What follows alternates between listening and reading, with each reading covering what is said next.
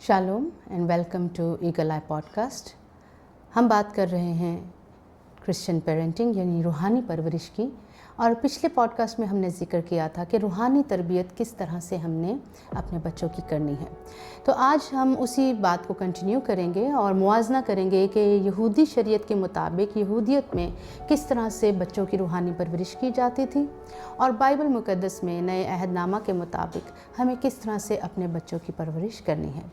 तो मिसाल हम पहले देखेंगे, बर मिtzवा एक रस्म होती थी जिसमें यहूदी शरीयत के मुताबिक जब कोई भी बच्चा 12 साल का या 13 साल का हो जाता था तो उसको एक एडल्ट कंसीडर किया जाता था।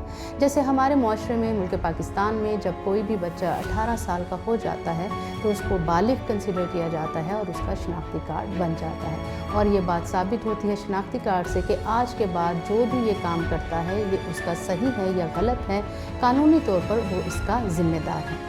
तो उस दौर में, यानी कि शरीयत के दौर में, जब शरीयत नाफिज थी, जब यहूदी शरीयत के मुताबिक लोग ज़िंदगी गुजारते थे बनी इसराइल, तो उसमें हम देखते हैं कि जब 12 साल का बच्चा होता था या बेटी या बेटा जो भी 12 साल की उम्र के हिस्से में पहुंचते थे तो एक रस्म अदा की जाती थी यहूदी माशरे में, और वो था यहूदी मजहबी रस्म थी जिसको हम बर मिtzवा कहते हैं।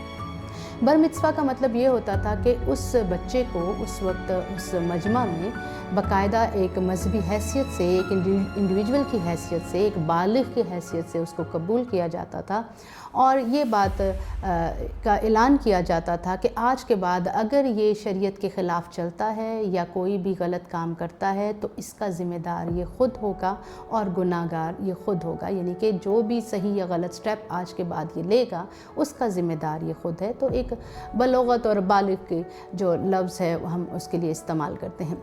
यही वाक़या हम एक छोटा सा ज़िक्र है इंजील मुक़द्दस में, मुक़द्दस लूका रसूल की इंजील उसके दूसरे बाब उसकी 45 आयत में, कि जब खुदावंद यीशु मसीह 12 बरस के थे तो उस वक्त वो ईद फसह के मौका पर यरूशलेम गए अपने वालिदैन के साथ। लेकिन जब वहाँ से वापस आए तो मरियम ने समझा कि यीशु मसीह अपने बाप के साथ है और यूसुफ ने समझा कि खुदावंद यीशु मसीह अपनी माँ के साथ है। लेकिन जब दोनों वापस यरूशलेम पहुँच गए तो उन्होंने देखा कि खुदावंद यीशु मसीह उन दोनों में से किसी के साथ भी नहीं था। और जब 3 दिन बाद वो वहाँ पहुँचे, वापस आए, तो उन्होंने हैकल में खुदावंद यीशु मसीह को तालीम देते हुए देखा कि वो जो फ़कीह और काहिन और फरीसी थे वो खुदावंद से सवाल कर रहे थे और खुदावंद यीशु उनके जवाब दे रहे थे। और वो लोग इस 12 बरस के नौजवान के जवाबों को सुनकर हैरान हो रहे थे। ऐसा क्यों हुआ और आखिर ये वाक़या क्यों लिखा गया? तो ये इसलिए लिखा गया क्योंकि शरई लिहाज से खुदावंद यीशु मसीह उस वक्त 12 बरस के थे और बालिग हो चुके थे और बजाय वो तालीम पाने के वो उस वक्त वहाँ पर तालीम दे रहे थे। और ये बड़ी ही खूबसूरत बात है कि हम इस बात को आज सीखें, क्योंकि जब यीशु मसीह बालिग हो गए थे तो उस दौर में 12 साल से पहले हमेशा बच्चा माँ की ज़िम्मेदारी होती थी, माँ के साथ साथ रहता था। लेकिन 12 साल की उम्र के बाद वो अगर बेटा है तो वो ज़्यादा बाप के साथ रहता था।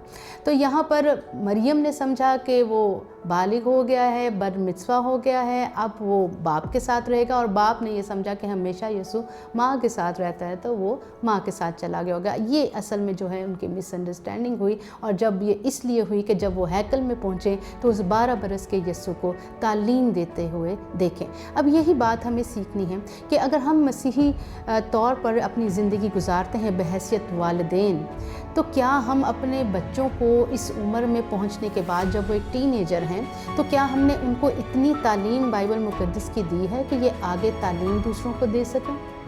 नहीं, हमने उन्हें इस तरह की तालीम नहीं दी है। हमने उनकी उस तरह से रूहानी परवरिश नहीं की है। हमने उनको उस तरह से रूहानी तरबियत नहीं दी है कि वो आज आगे किसी को खुदा के कलाम को सिखाने वाले बने। तो हम ये बात सीखेंगे कि खुदावंद यीशु मसीह की ज़िंदगी और उसका ये हैकल में 12 बरस की उम्र में रह जाना उसके उस अज़ली मंसूबे का ज़िक्र करता है कि वो एक उस्ताद और एक निजात दहिंदा के तौर पर इस दुनिया में आया। लेकिन आज हम अपने बच्चों को क्या उस निजात दहिंदा की पहचान के बारे में सिखाते हैं? क्या हम उन्हें सिखाते हैं कि इस निजात दहिंदा के बारे में मुनादी किस तरह से करनी है? क्या हम उन्हें सिखाते हैं कि आप उन रूहों और जानों तक पहुँचें जो अभी तक खुदा से वाकिफ़ नहीं और उसकी सच्चाई से वाकिफ़ नहीं? आज हमने देखना है कि हम अपने बच्चों की तरबियत उस तरह से रूहानी तरबियत करते हैं या नहीं, कि अगर वो टीनेज से गुज़र रहे हैं तो क्या انہوں نے اپنے آپ کو خداوند کے ساتھ پیوست کیا ہے؟ کیا ان کی لگن خداوند کے پاک کلام میں ہے؟ کیا ان کی لگن خداوند کی سچائیوں میں، کلام کی سچائیوں میں ہے یا نہیں؟